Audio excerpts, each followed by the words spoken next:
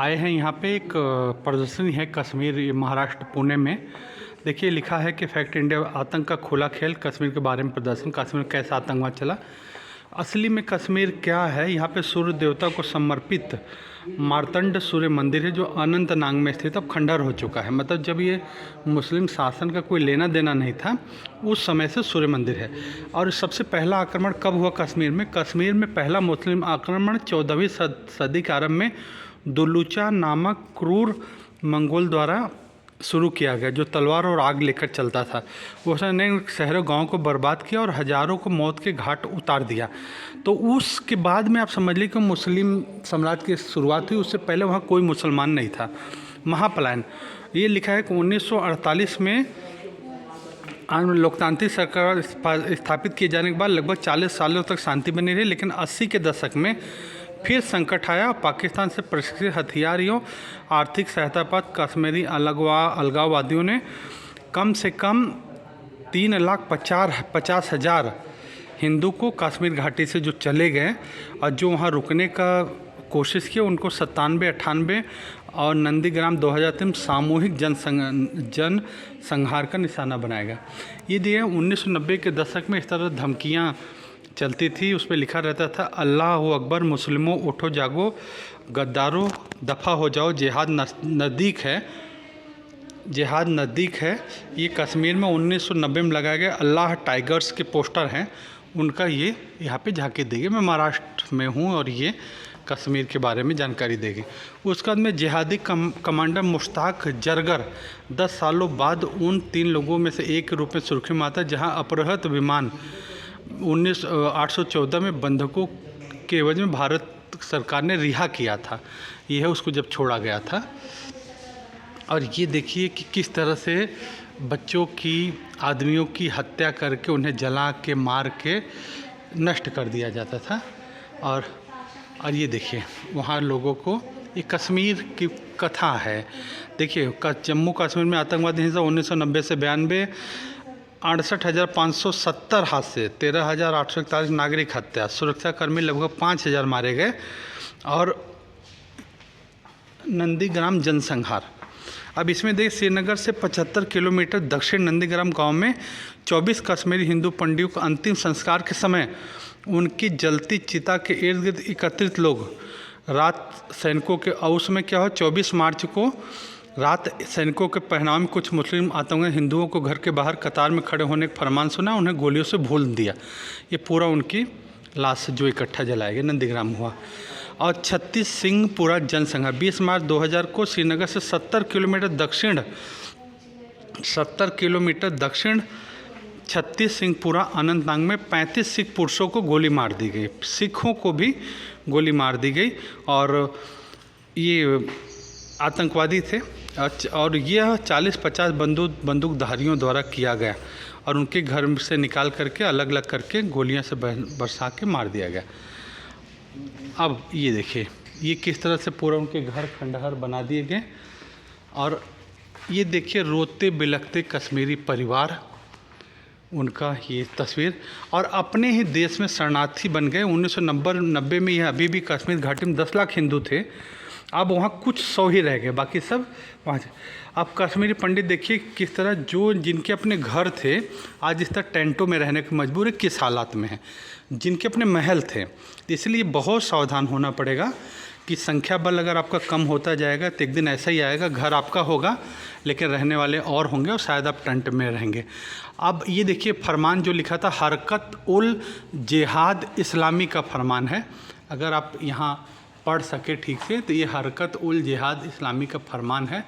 अब ये इन्होंने जो फरमान किया था। और 2006 में जो कश्मीरी पंडित को धमकी भरा पत्र दिया था कि उसमें ये दिया था कि यहाँ वापस आना मत, अगर आते हो तो तुम अपना कीमत चुकाने के लिए तैयार रहना। लिखा, जंगे आज़ादी के ये गद्दार लोग यानी कश्मीरी पंडित जो जगमोहन की मुस्लिम कूटनीतियों का अंग रहे हैं, उन्होंने अपना वतन छोड़ दिया। उन्हें सख्त चेतावनी दी जाती है वे ऐसी योजना और ऐसे कार्यकलापों से बाज आए जिनका उद्देश्य हमारी आज़ादी को हतोत्साहित करना।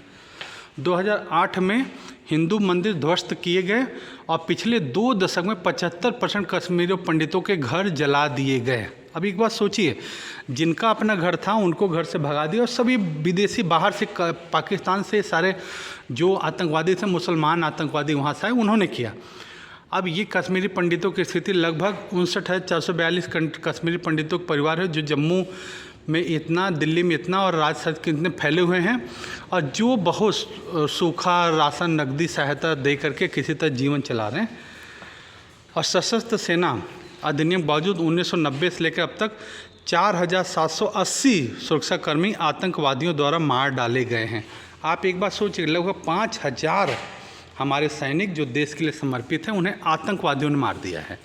और ऐसे ही आतंकवादियों के लिए उस समय की सरकारें कुछ थी जो क्या कहें उनके लिए, ये अमेरिकी कांग्रेस का प्रस्ताव है जो उस तरह पास हुआ था कि किस तरह से किया गया, लेकिन वही था, प्रस्ताव पास किया, हुआ कुछ नहीं।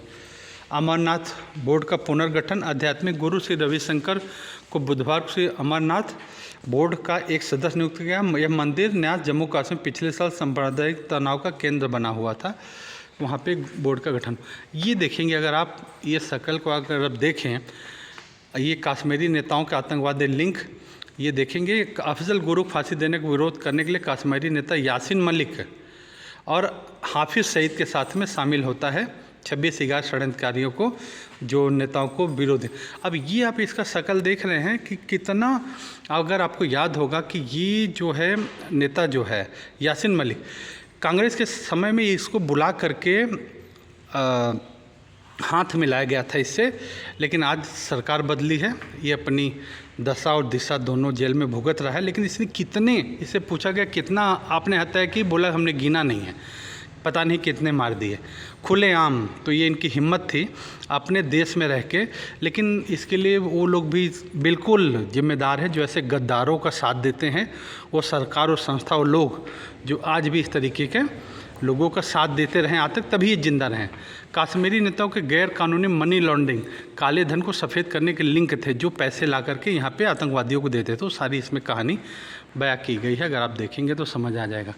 अब उसके बाद में पत्थर फेंकने का कारोबारी आपने देखा बहुत समय तक लगातार चला। उसमें दिया गया कि पाकिस्तान में जो आर्थिक सहायता देने वाले देश थे उसमें 5 लाख रुपए प्राप्त होते थे, उसमें 1 लाख रुपए उन्होंने एक एक नेता को दिए, जिसमें एक एक नौजवान को 5,000 रुपये पत्थर फेंकने के लिए दिए जाते थे। तो उनको, वहाँ के युवाओं को लगता था भाई 5-5 हज़ार रुपये मिल रहे हैं और आज़ादी की नारी करने नारा भी देना है।